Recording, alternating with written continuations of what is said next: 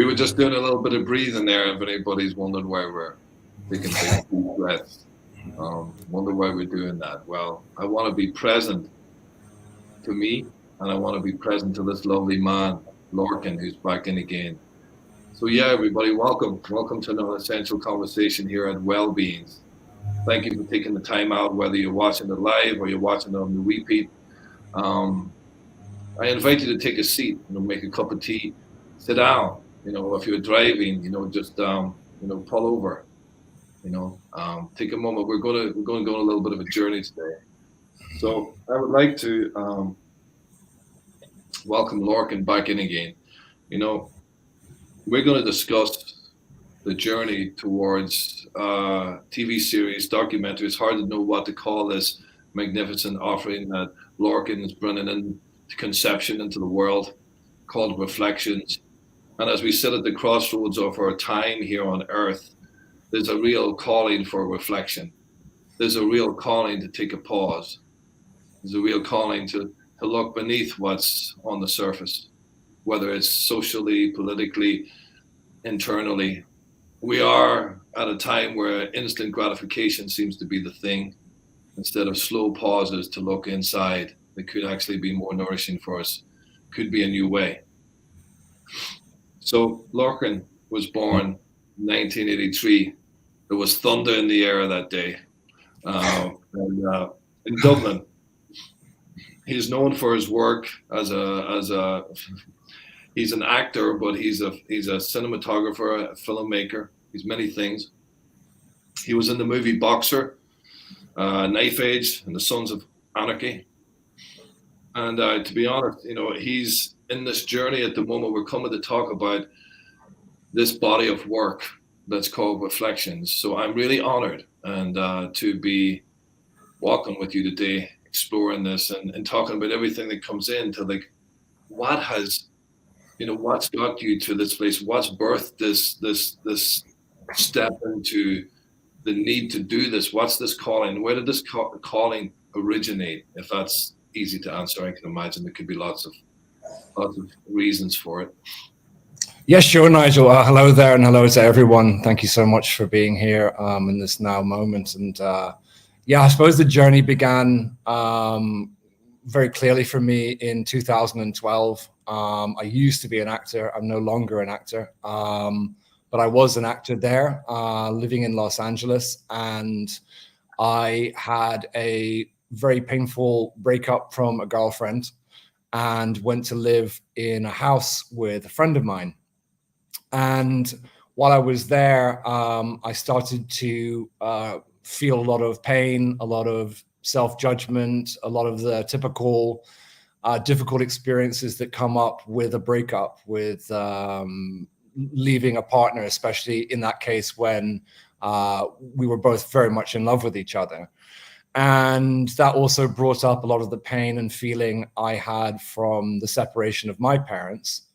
And as we're talking about mirrors today, a lot of the relationships that we have with significant others, boyfriends, girlfriends, whatever, often are very much mirroring the experiences that we've had with our parents.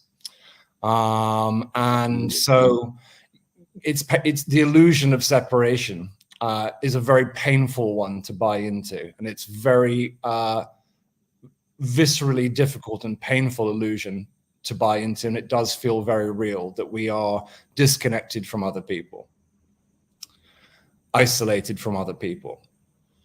And so in going about these emotions and feelings, it was very sort of dark period.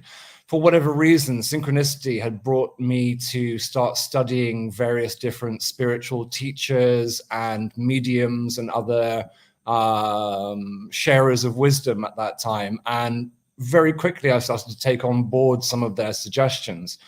And I began to go into meditations. And one afternoon in particular, I had been feeling very low and a lot of heartache, a lot of heartbreak.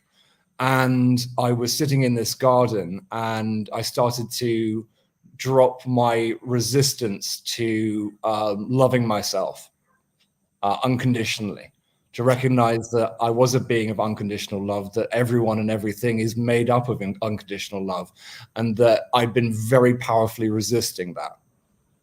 And in that moment, in that meditation, a light opened up in my heart that I felt in my entire body, a full body, visceral experience of, could say, my connection to all of creation and the connection that all of creation has to itself, which I felt throughout all of my body. All the hairs on my body stood bolt upright. And I felt the most supernova, beautiful, open, expansive experience of love and connection, and therefore forgiveness and so many other different things. And what that did was cause, I suppose a way to describe this is a deeper level or a more expanded level of my own soul came into my experience as Lorcan. And from that point onwards, a lot of other things started to open up. I started to realize that I was a medium, a spirit medium. And I went to see various different psychics and shamans, very highly respected ones, to ask what was going on about my experience. And it was explained to me that I had the gift, which we all do on some level, of being a medium. And what happened then is I left the acting business, which is, again, something that I love very dearly. I never thought I could ever do anything else, really. But the experience made the whole acting journey drop away very, very quickly. And I went to live in nature with a lot of other people that had been having similar experiences with me. It was overwhelmingly extraordinary. And so I'd always been a filmmaker, a musician, a writer, etc. But I realized with this experience a very strong knowingness that my path was to shift into a different kind of mission. And that mission was very much connected to assisting in the stewarding of the awakening of consciousness of humanity, and the awakening and upliftment of the earth itself. And so I started to spend most of my time empathetically connecting to nature, to plants, to trees, to flowers, to the winds, to the rain, to the sun, and noticing that nature works at a very different speed to this madness that we've all been experiencing as everyday life, caffeinating yourselves and hurling yourself into some work that most of the time you don't actually really like to do to survive, to be able to pay some extortionate rent and eat some horrible food so that you can continue to go on working efficiently.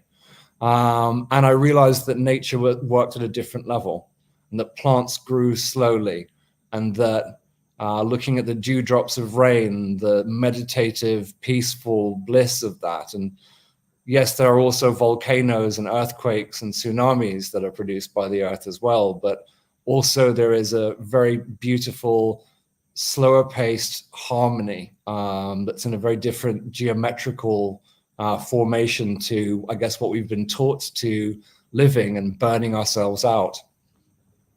And so a few years later, after that, I was guided to go around the world and start filming what I thought was a documentary to begin with. That would be 1 year or 2 years. And it was about traveling to all the power points, the vortex high energy power points that are all around the world, including Bali, including many places in Ireland and Newgrange, etc., Hill of Tara, Giant's Causeway, Mount Shasta, Maui, Machu Picchu, Glastonbury, Tor, all these incredible places connected to the ley lines of the planet, the geometrical layout of how energy flows around the planet. And you can see lots of the different energy centers and spiritual centers and financial centers, including London, including the Vatican City, including Washington, D.C., are all very carefully placed upon these ley lines in these certain areas, because the energy is very high and it has an ability to amplify and magnify the energy and the creative energies that are flowing through those places. So traveling to all of these centers, including Sedona in Arizona. Paramahansa Yogananda, who brought yoga to the United States, went around the United States measuring frequencies with what's called the Schumann Resonance, which a lot of people are becoming more and more familiar with. And he found that the water in Mount Shasta was the highest frequency substance that he could find. And that Sedona, Arizona, which is a beautiful area with mountains that are filled with copper and monoatomic gold and iron oxide, was the highest frequency place in the Western Hemisphere. And so traveling to all these different places, I was filming there and interviewing different people that I would come across, people who live there, people who are synchronistically traveling there.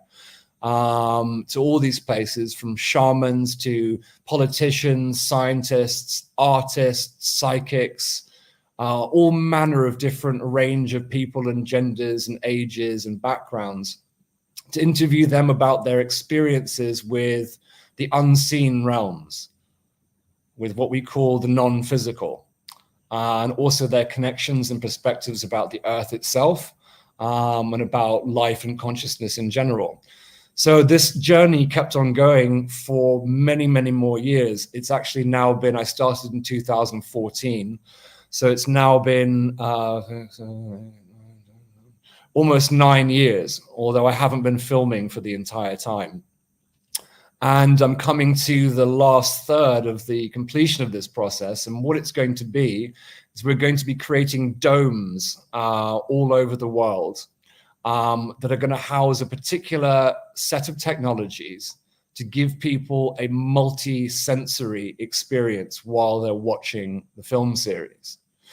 The reason being is that, for example, if you had a grandfather that smoked a pipe and you remember the smell of that pipe, or your grandmother who wore a particular perfume, when you smell that again, it brings back all of the memories that you had, all the experiences that you had, almost like you were time traveling back to those moments.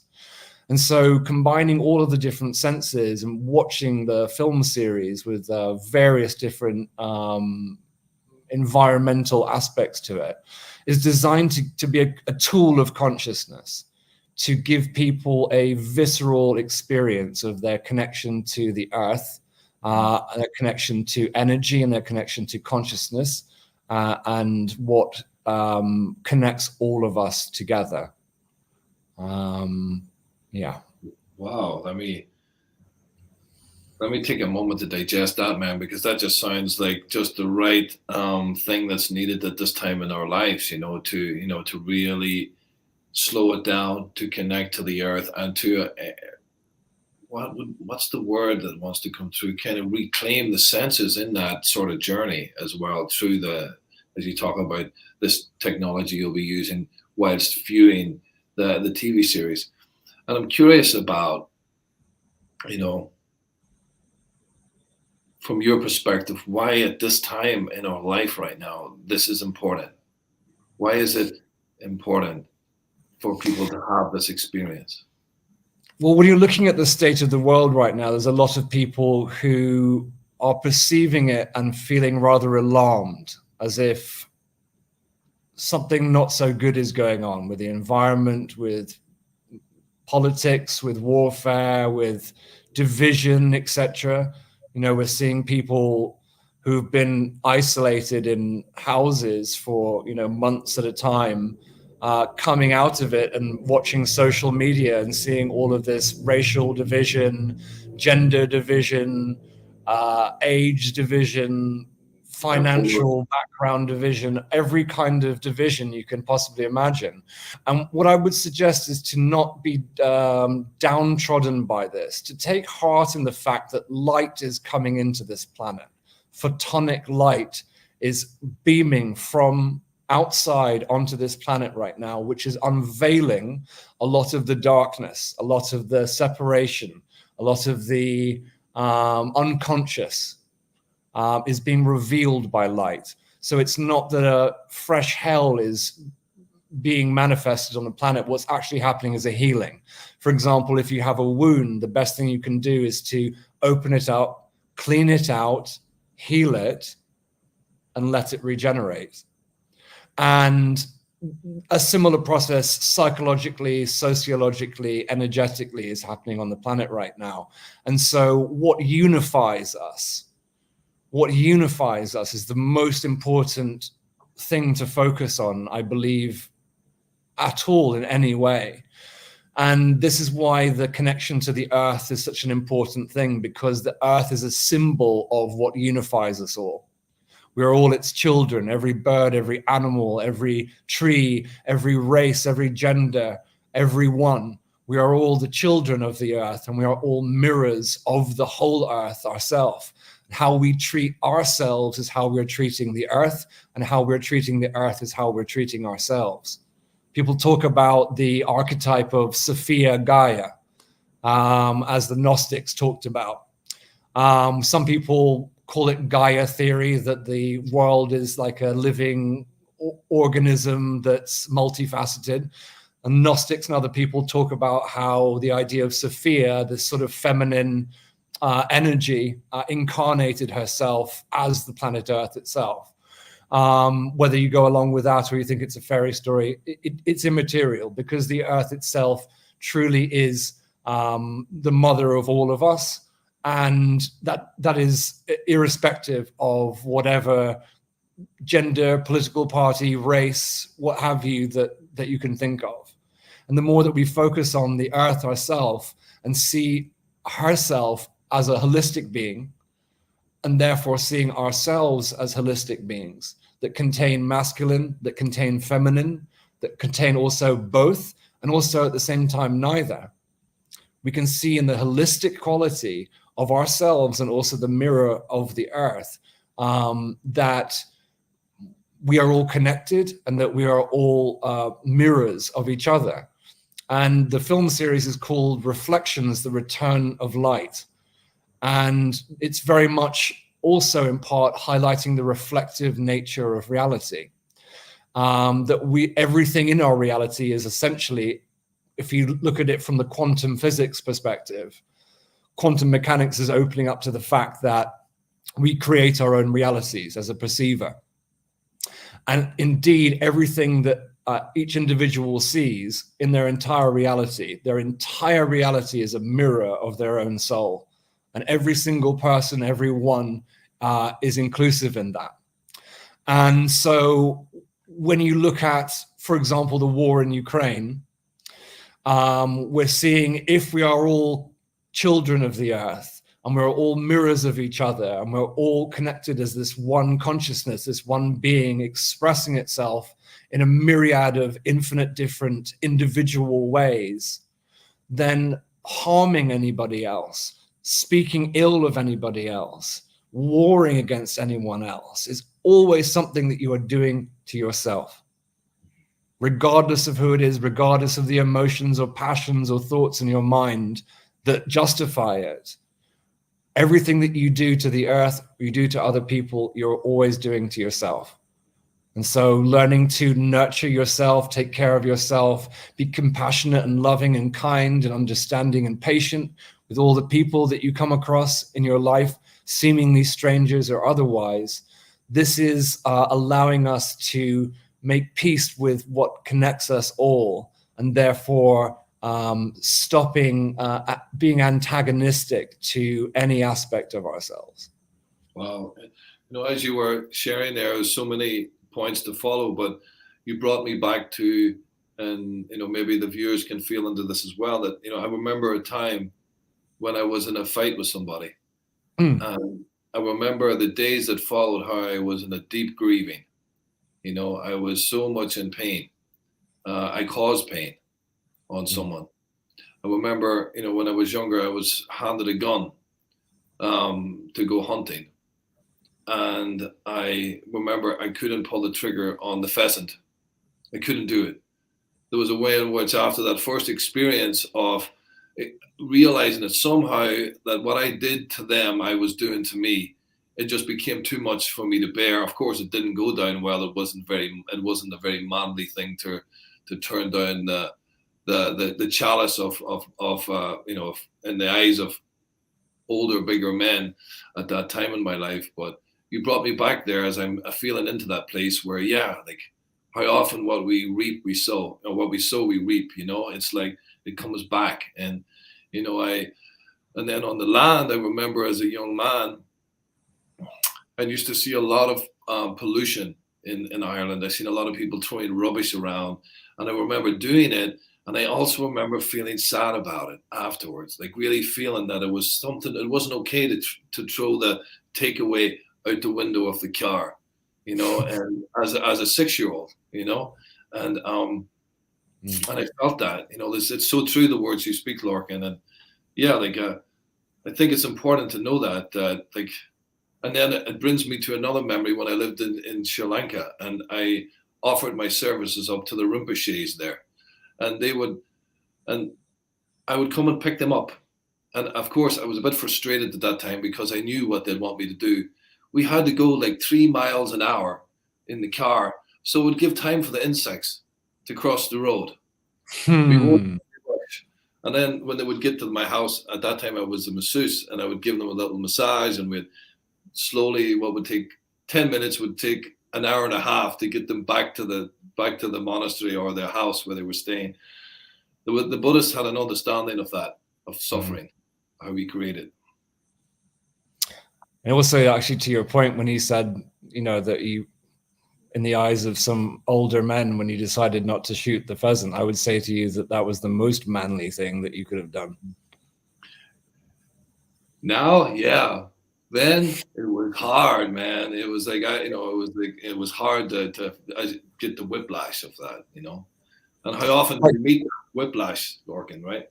Mm-hmm. You and I talked about last time as well how so many of our parents had such a difficult time with our emotions because their parents had an even harder time with their emotions, and so on and so forth. And it's funny how calloused we've become. They say that men traditionally would go out to hunt the woolly mammoth, for example, right, or go out to war. And because they were still sensitive, they had to callous themselves over time to be able to function in that way as an effective warrior, as an effective hunter. And the women would traditionally be nurturing the very young and the very old at the same time, which caused them to be hyper efficient at multitasking, also very compassionate, kind, connected to their emotions. And so it's funny, this journey that we've all had of coming back to wholeness, regardless of our genders, and as men, recognizing that being vulnerable is the truest strength, like we said last time. But it's just such an important factor, I think. And all the emotions that we keep in, they manifest themselves as physiologically. So what is it? 99.9% of all illnesses are inexpressed emotions and negative belief systems, you could say. And when we don't release our emotions, when we don't get them out, they literally have no option but to manifest physically, whether it's a cold, whether it's cancer, whether it's whatever. It's going to come out somehow. And if you don't release it emotionally, then there's another way of going about it. And you can see, which is more of a manly route of going about things, I love that, Lorcan. And I love, I started off as a naturopath, and I was doing a lot of cleansing in the body. And I realized after a while, I can't help people, I thought I could have them to a degree, and they kept coming back, and I was curious. And then I started to look at my own life as I entered into therapy, and loved it that much that I could see changes happening to me physiologically that lasted, that didn't return. Like I had severe scoliosis, and I didn't fix my scoliosis by seeing the chiropractor, although I do, I'm a great believer in it. It changed because of, I was twisting away from myself, right? And it was as I was able to come back home to the self, through therapy, through safety, through accompaniment, to being able to have that attention, to have that interest that helped me feel a sort of solid ground. Again, I want to come back to that ground that you were talking about the earth. But by able to find out between me and another person, I could start to come home to myself, and the body healed. through the grief, through the grieving, the lacrimony, the wailing, which our Irish ancestors used to employ, wailers, to help us at times of deep grief, and there's this sort of, we not only manifest the pain in our bodies, Lorcan, but then we also create relationships where it starts to play out in this reflection, as you talk about. So it's like, if it doesn't go away, everybody, there's an echo through a life, or a haunting through a life, where it's interesting you say that. What popped into my mind was, I was listening to a very wise person the other day, and they were talking about how the planet Earth is, although it's neutral, essentially, it does have a more feminine essence, right? A much more nurturing essence. Mars is a very masculine planet. And there's all these individuals that seem to be wanting to go to Mars. And there's so many problems and issues psychologically and otherwise already here on loving Mother Earth. Do you think it's a good idea to take that unresolved stuff to a very masculine planet straight away? Or maybe we could spend a little bit more time with Gaia here. I mean, it's all good, but you know what I mean.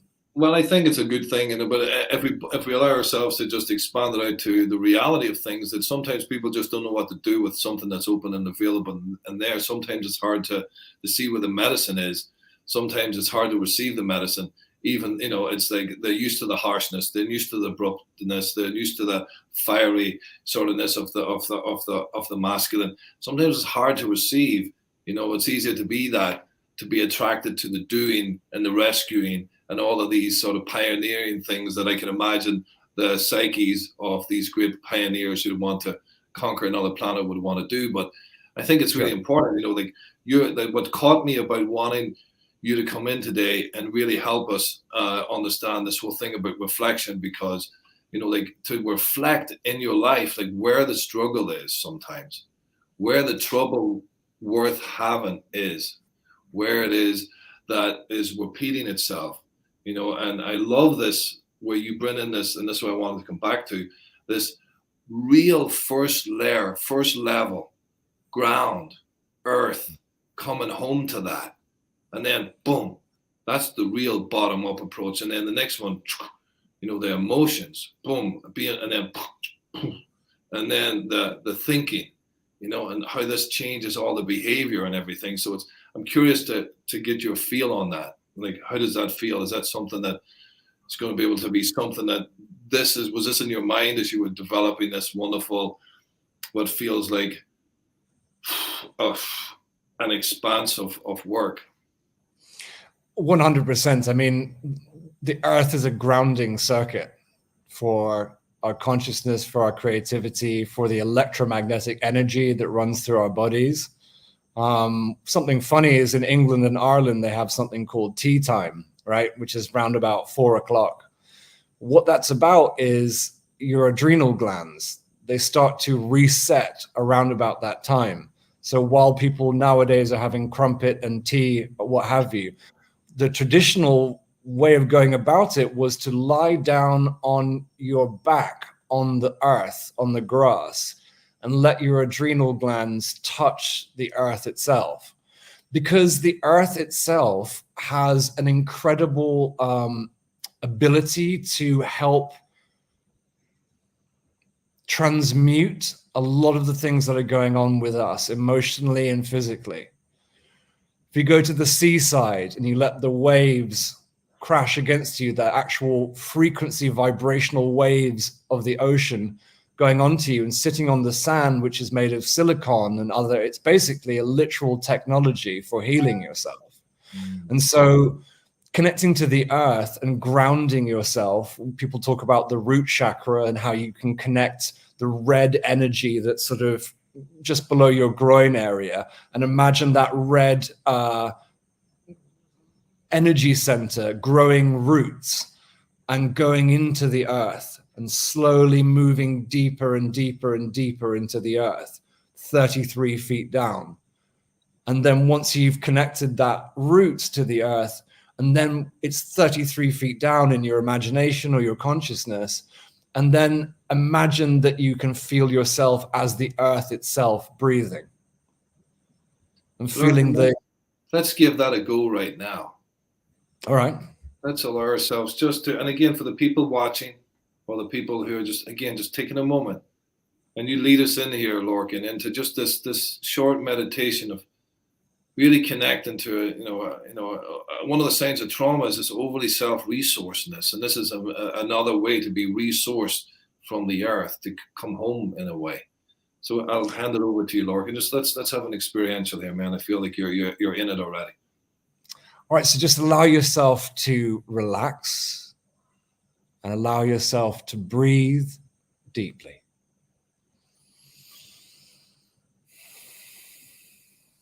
I want you to imagine a red energy center just below your groin area, between your thighs. I want you to imagine that red energy glowing with a beautiful energy. And then I want you to imagine from that red root chakra, red roots growing out from the bottom and going into the earth below your feet, and slowly going deeper and deeper and arching out and growing deeper into the soil of the earth, into the stone, into the magma, into the entirety of the earth itself. Keep going further and further down, still connected to you, into the ground, until you reach 33 feet. And once you've reached 33 feet and your root is connected all the way down there, I want you to imagine that you are the Mother Earth, or Earth itself, breathing. And breathe.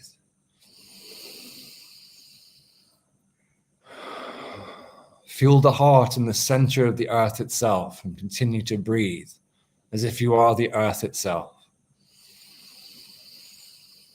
And know that the earth itself has a very beautiful, magnificent golden light that you can feel in your heart. And allow that energy to slowly move up through your roots, through the roots you've grown down, and into your body. And breathe in this golden love energy, this consciousness, this vibratory experience of the earth, the resonance of the earth, and allow this to come into your body and to breathe with it, and to be in peace with it, to be in harmony with it, to be in connection with it. And continue to relax and to breathe. And relax and breathe.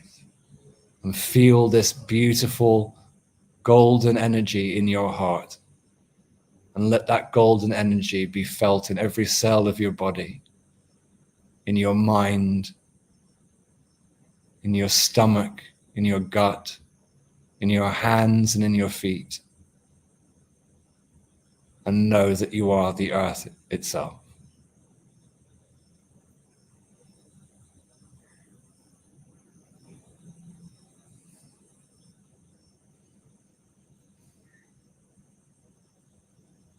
Before any meeting or creative adventure or what have you, if you do this exercise, you're grounding yourself into the core of the earth, which will allow your creativity, your connection, all to flourish and to grow and expand so much more completely and beautifully. Thank you. Wow. Well, man, that's one way to get rebooted right there, you know. I'm in Northern Ireland at the moment, and I feel like maybe how the old clan members would feel just before battle, you know. It's like, it's like really connected to that power, you know, and being able to direct it towards creative things, or towards family, or towards getting to know yourself more. And I suppose this kind of takes me to another question I've been really curious about, Lorcan, and as you go through these next 3 months of, well, let me pause that question. I have an earlier one. How did you orientate yourself to the places where you gathered the essential ingredients for this? Did you have a script? Was it something you listened to your heart? Like, I'm curious about how did you navigate the last 9 years of following the people or the places to gather what you've gathered so far? Well, it's interesting. Partly by research, it started to come to me intuitively in 2012. Even before this awakening experience, I started to make creativity about all of the different chakras of the earth. There's lots of debate about what these are, but some people describe it as Mount Shasta, Glastonbury Tor, Shaftesbury, places in the Himalayas, the pyramids of Giza, Lake Titicaca, Machu Picchu, etc. And I was aware of all these, but as a medium, I have a lot of very talented friends who are astonishing mediums that I have done sessions with over the last 8 years, and they've shown themselves to be, I would bet my life on them, utterly reliable, excuse me, in all of the information that was presented to me. To give you an example, one particular medium gave me a list of 27 different destinations, all in one session. And I wrote them all down, typed them all up, and started to think how I would go about an exciting journey to all of these different places. And the timing of how I went to all of these different locations was just synchronicity. It wasn't in a linear fashion.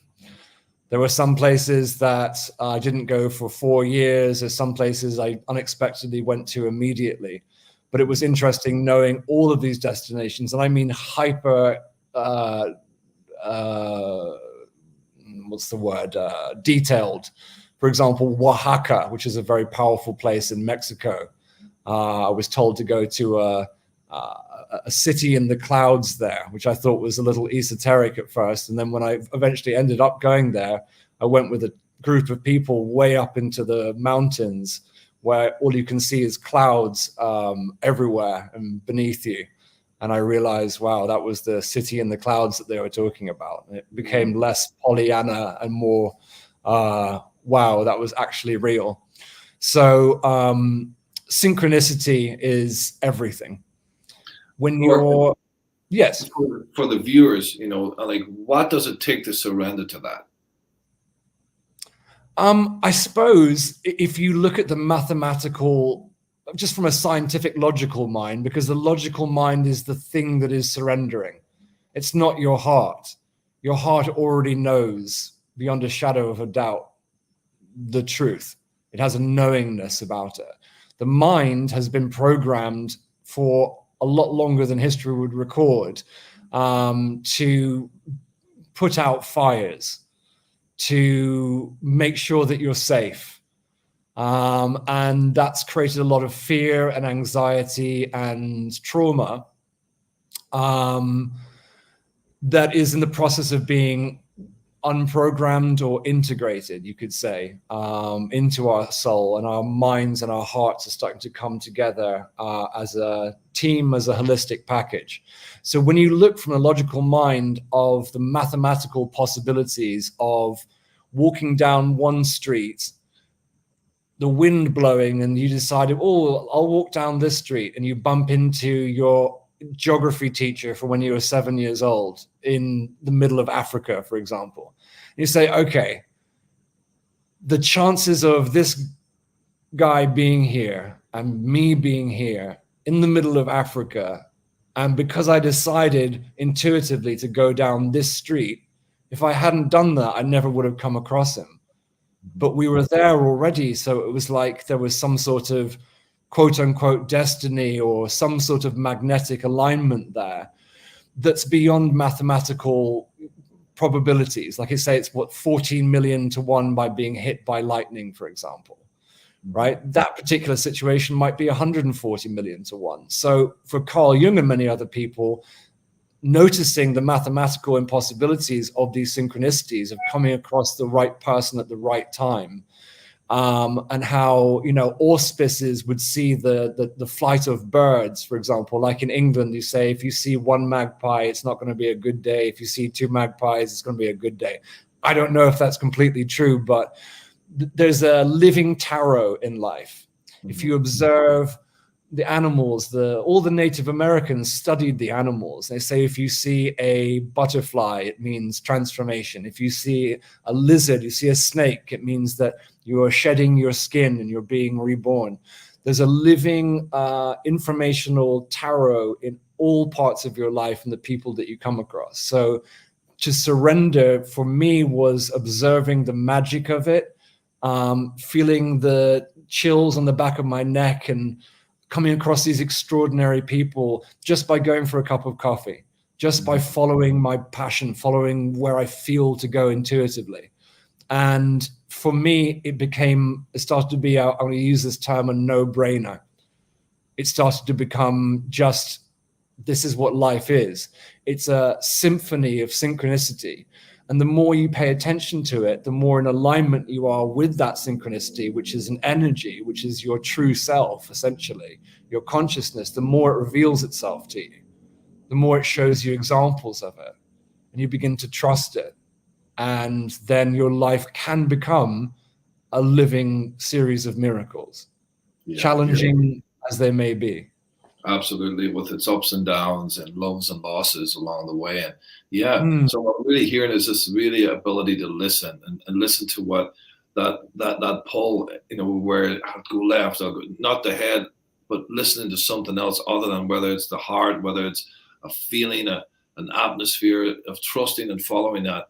But listening seems to come to mind as a word. And I remember the first time I had a teacher, and she invited me to. She said, Nigel, we're going to do a fast today. We're not going to speak, but you're going to go around the town and you're going to listen to all the conversations and how people are talking and what that means for you to be there. They don't need to be talking to you, but you hear what they're saying to see what is actually happening all the time around you, to really listen to the messages, not just from the voices, but from your experience that happens in you as you do that. This was an old Sufi teacher back about 25 years ago, and it was quite profound. I didn't know, I thought she was mad, but she wasn't. And it's a little flavor of what you're talking about, you know, of really being able to trust and to listen and again, that journey was all intuitive, you know, and I was walking around Dublin in the city centre, you know, it didn't have to be a spiritual high vibe place. It was just an everyday place, you know, with rush hour and busyness, but there was always messages everywhere for us.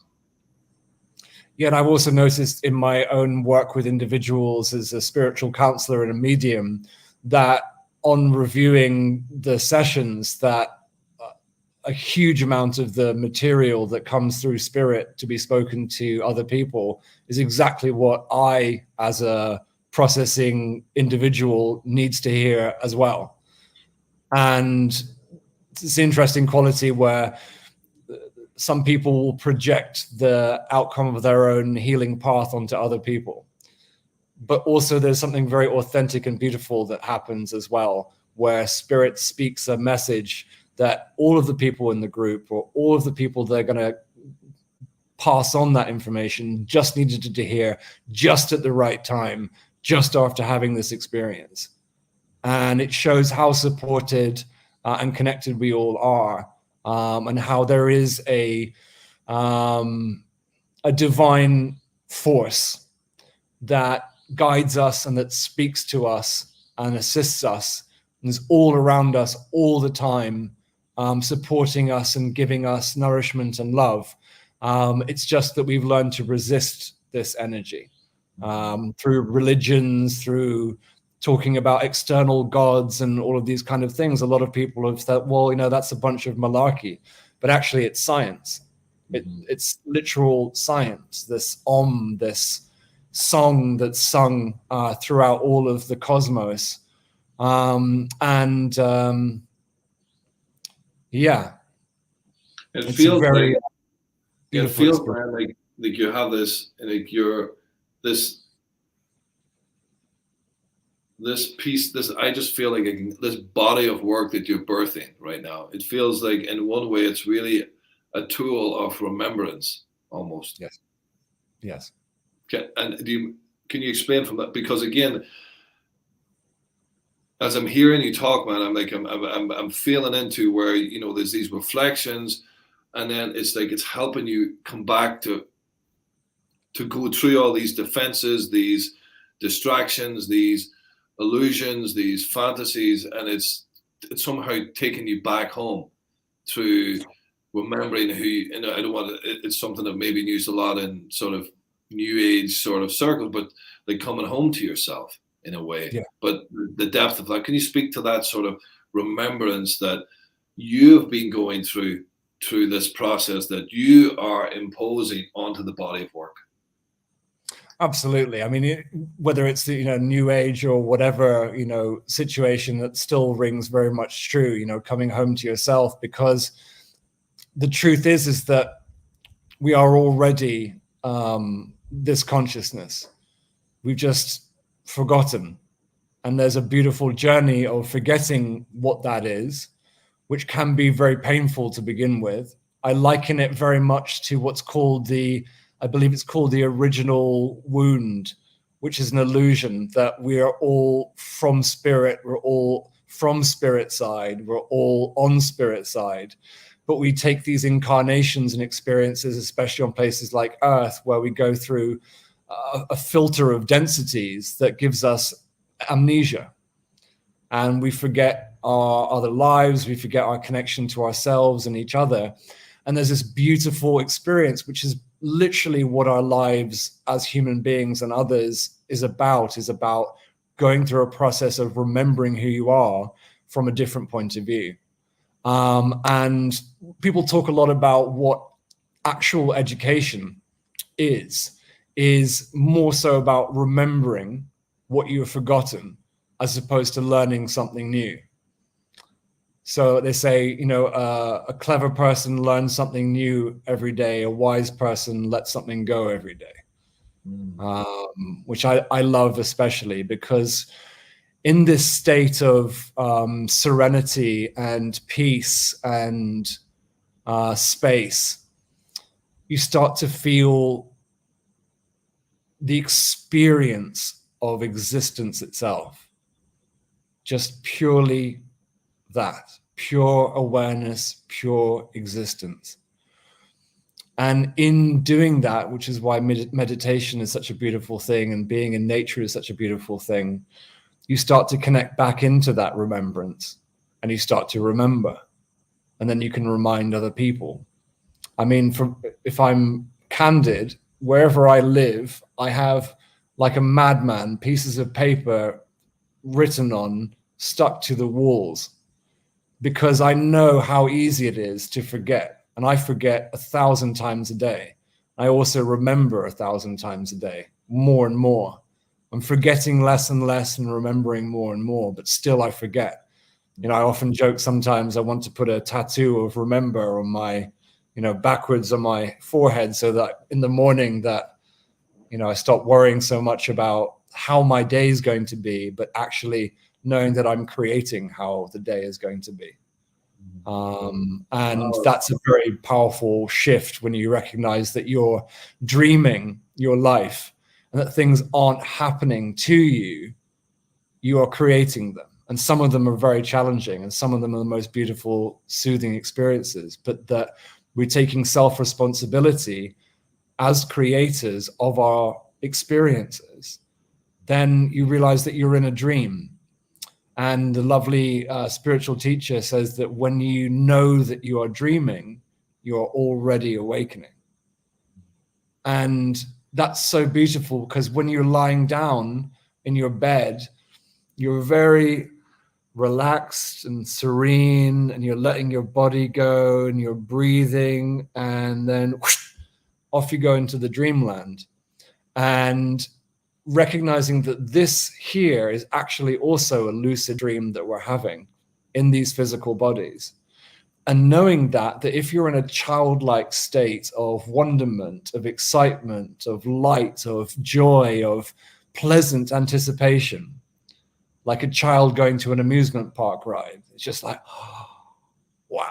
I wonder if you can be in that dreamlike state all of your day, then you are in the most beautiful blank page to create your reality from a place of serenity, as opposed to running around like a headless chicken trying to make sure that you're safe, you know. And that's the dream that we're waking up from as well, bit by bit.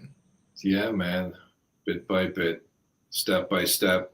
And I suppose, you know, just helping us come around full circle a little bit, you know, Lorcan, and like, what is some of the, you know, like definitely I'm feeling like, well, God, I want to be in one of these domes, you know, experiencing this, you know, this series of work, this body of work, this remembrance, this reclaiming the senses almost through that experience. And by the looks of it, you know, you're given to the world what you've been working through yourself, you know, and there's a way in which there's things that you've done along the way that have supported that. What would be a couple of things that would be important to bring in? We just had an experiential of one of them, you know, connecting to the earth.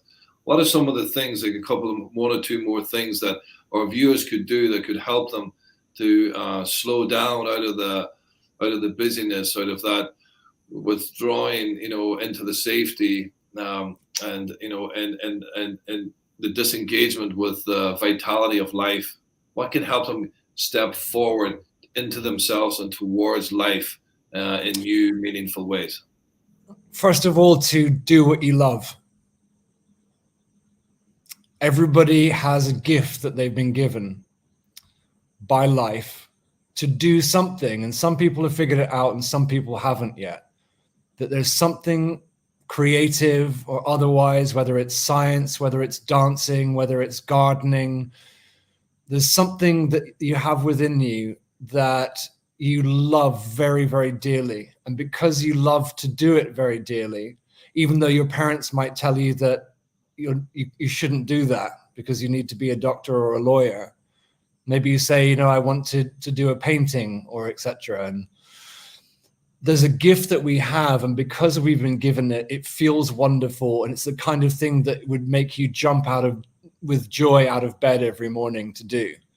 There would be a thrill in your heart to do it. And if it wasn't there, then I don't suggest that that's actually truly what your passion or your mission or your calling of your soul is. And sometimes there's, you know, long drives and painstaking, hard details and work, but they're all connected to this wonderful expression and gift. And this gift is something that was given to you so you can give it back to everyone else and give it back to the earth. I would say that would make the most profound change to your connection to yourself, to your bodies, to your minds, to your creativity that you could possibly imagine. Also, I would suggest, because the earth itself has geometric patterns that are authentic to its song, to eat live fruits and vegetables that have the codings of the earth within them, and bringing those into your body, you're bringing more and more of the frequency of the earth into your system. Now, in music, we talk about 432 hertz being the authentic frequency of the earth. And for whatever reason, some intellectual people decided quite some time ago to change that musical tuning to 440 hertz, which is off kilter to the balance point of the sacred neutral frequency of the earth. And so sound healing is another beautiful example. Watching films that you love that make you cry, listening to music that you love, going into nature, walking barefoot on the grass, going to the sea, climbing up mountains, walking in the rain. These are all beautiful things that you can do to reconnect to the earth, but also to have gratitude for the earth itself that's birthed you, and for all of your brothers and sisters here going through all manner of different challenges that sometimes we have a hard time telling each other about.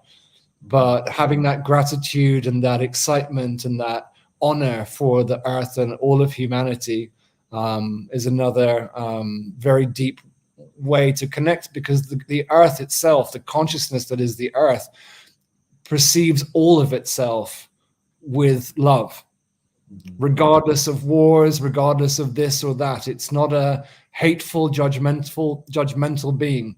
It has an understanding of the balance of life, the necessity of the dark and the light, the sweetness, the kindness, the perceived violence, and all of it.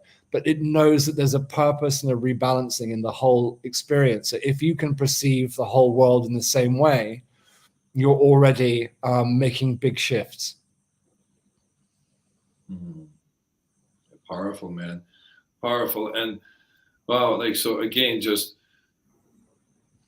the body of work called Reflections, Return into the Light, isn't completed yet. No. Where can people find out about when it is completed? Where can they tap into? Is there a website or an email or a contact, Yes, or the website, or for your healing council that you hold and as a medium? Where can people reach you? well, you can follow me on Instagram, Lorcan 1111, Lorcan 111. You can connect to me on there. I have a website for my company, Unity Star, which is www.unitystar.one, O-N-E. And also, there's going to be a link to one of the trailers for the film series that's going to be in the description link below, which is a 12-minute short film transmission. It's not just a trailer. It's a very deep message about the light and unity that connects us all. So those are 3 ways just for right now. And through the website and through my Instagram and various other social media, I'll be letting people know how it goes, but it's all in good time. And I think we all get concerned sometimes about the timing of things, about why is this not working out now? Why is this not happening now? And it's because there's a divine timing to it. There's a synchronicity to it, that it's like it's holding the rubber band back just to the right moment for it to be as effective as possible. And I recognized in the last 2 years that if I'd tried to release my film series, it would have been, quote unquote, dead in the water, because everyone was stuck inside with masks around their faces. And most of them not being able to smell or taste as well because of the coronavirus. So that would have been just joking there. But yeah. Yeah, that whole anything worthwhile has its own time for it to come into the world. And every relationship, every job, everything, if it's there for you and it has a purpose to it, there's nothing that can stop it. Only you can slow it down by resisting it. Yeah, amen. So in that wonderful vignette to slowing down, inviting anybody who's watching, I'll definitely go back to the experiential, but just sit and feel into where in your life is there a need for slowing down? Where is there in your life a need for connection? Where is there a need in your life for remembering who you are, as the way where you've forgotten who you are sometimes? Or are you in this sort of rescuer phase or caretaker, or where are you? Are you overextended? Are you compensating? Have you forgotten who you are and you're focusing on everybody else, for example? Take a moment. You've got the contacts to get in touch with Lorcan. If you need some support, you can connect to us here at Wellbeings. But I suppose more than anything else, everybody, there's a real invitation for reflection. Just slowing down, checking in. If you don't know how to do it, find a professional or find a group of people, or again, avail of the links that are here in the comments. If you've liked today, if you've got something from it, please hit a share or a like or comment. Pass it on to somebody who you think could do with the help, or would love to hear from us. So thank you, everyone. Thank you, Lorcan. And I will just postmark it here now that when you do launch it, we'll have you back in again to talk about how that experience was in the last 3 months or 3 years before it's finished. Thank you very much, my brother, and thank you very much for everyone else who's been listening in. Bless you and have a wonderful life and day. Thank you, Lorcan. And yeah, everybody, same time next week, we've got a special one coming in. So take care, reach out, and slow down.